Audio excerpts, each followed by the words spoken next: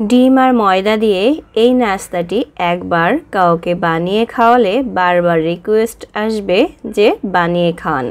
আসসালামু আলাইকুম। বিকাল হলেই বা বাচ্চাদের টিফিনে কি নাস্তা বানিয়ে দেব এটা ভাবতে ভাবতে কিন্তু গৃহিণীদের অর্ধেকটা সময় পার হয়ে যায়। তো আর নয় চিন্তা, ঘরে যদি ডিম থাকে খুব সহজেই ঝটপট এই ডিমের নাস্তাটি আপনারা তৈরি করে নিতে পারবেন, খেতেও অসম্ভব মজার। তো চলুন কীভাবে তৈরি করেছি সেটা দেখে নিই। প্রথমে একটা বাটি নিয়ে নিয়েছি আর নিয়ে নিচ্ছি 2টা ডিম। আপনারা বেশি করে তৈরি করতে চাইলে ডিমের পরিমাণটা বাড়িয়ে দেবেন। দিয়ে দিলাম হাফ চা চামচ লবণ, হাফ চা চামচ হলুদের গুঁড়া, হাফ চা চামচ মরিচের গুঁড়া, হাফ চা চামচ জিরা গুঁড়া, হাফ চা চামচ ধনিয়া গুঁড়া, দিয়ে দিচ্ছি 2টা কাঁচামরিচ কুচি আর 1/4 কাপ ধনিয়া পাতা কুচি, দিয়ে দিচ্ছি 1/4 কাপ পেঁয়াজ কুচি। এখন এগুলো খুব ভালো করে মিশিয়ে নেব। সব কিছু খুব ভালো করে মিশিয়ে নিতে হবে। তো এটা মেশানো হয়ে গিয়েছে, এখন এটা এক সাইডে রেখে দিচ্ছি। এখানে আরেকটা বাটি নিয়ে নিয়েছি, নিয়ে নিলাম হাফ কাপ ময়দা আর হাফ কাপ কর্নফ্লাওয়ার, দিয়ে দিচ্ছি সামান্য পরিমাণে পানি। পানিটা অল্প করে দিয়ে একটা ব্যাটার তৈরি করে নিতে হবে। এই ব্যাটারটা কিন্তু একদম পাতলাও না আবার একদম ঘনও না, এমন হবে।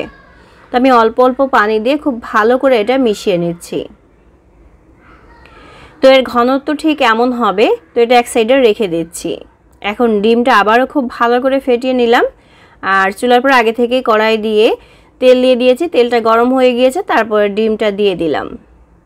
এখন এই ডিমটাকে ভেজে নিতে হবে। ডিমটা আমি একটু চারিপাশে ছড়িয়ে বড় করে নিয়েছি। তারপরে যখন একটু ডিমটা হয়ে যাবে তখন এই ডিমটাকে এক পাশ থেকে একটু ভাঁজ করে দিচ্ছি এভাবে করে। তো সেমভাবে আমি এই পাশ থেকেও ডিমটা একটু ভাঁজ করে দিচ্ছি, দিয়ে চেপে দিচ্ছি। এখন এই ডিমটাকে আমি উল্টিয়ে খুব ভালো করে ভেজে নেব। খুবই আলতো করে উল্টিয়ে দিতে হবে, তা না হলে আবার ভেঙে যেতে পারে।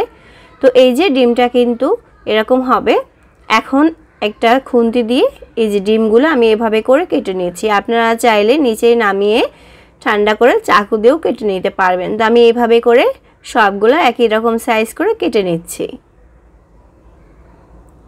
এই 2টা ডিম দিয়ে কিন্তু অনেকগুলা নাস্তা তৈরি করা যায় আর অনেক বেশি ক্রিস্পি হয়, খেতে খুব বেশি মজার হয়। তো ডিমগুলা কেটে আমি উঠিয়ে নিচ্ছি। আর এই ফ্রাই প্যানের ভিতরেই আমি আবারও তেল দিয়ে ফ্রাই প্যানটাকে এভাবে গরম করতে রেখে দেব।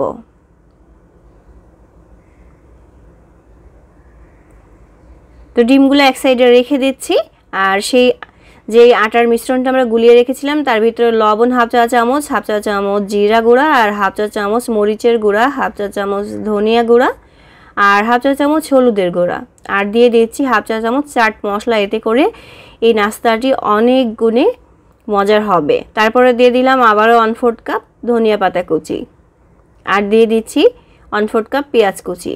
এখন খুব ভালো করে আবারও সব কিছু মিশিয়ে নিচ্ছি। চাট মশলাটা দেওয়ার চেষ্টা করবেন, আর যদি চাট মশলা না থাকে সেক্ষেত্রে আপনারা গরম মশলা গুঁড়াটা দিয়ে নেবেন। তো এর ঘনত্ব ঠিক এমন হবে। এটা এক সাইডে এখন রেখে দিচ্ছি। এই যে চুলার পরে কিন্তু তেল দিয়ে দিয়েছিলাম, আগে থেকে তেলটা গরম হয়ে গিয়েছে। এখন এই ব্যাটারের ভিতরে সেই ডিমগুলো এর ভিতরে দিয়ে খুব ভালো করে কোট করে নিতে হবে। তারপরে এই যে তেলের ভিতরে ছেড়ে দিতে হবে।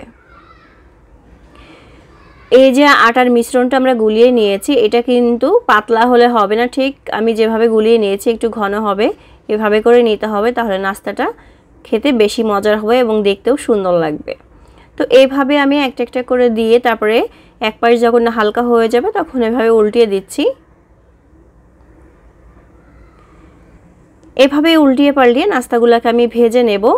তো দেখতেই পাচ্ছেন নাস্তাগুলো খুব সুন্দর একটা কালার চলে এসেছে। তো আপনারা আপনাদের পছন্দ অনুযায়ী এটাকে ভেজে নিতে পারেন, আরও ডিপ কালার অথবা আরও হালকা কালার করে।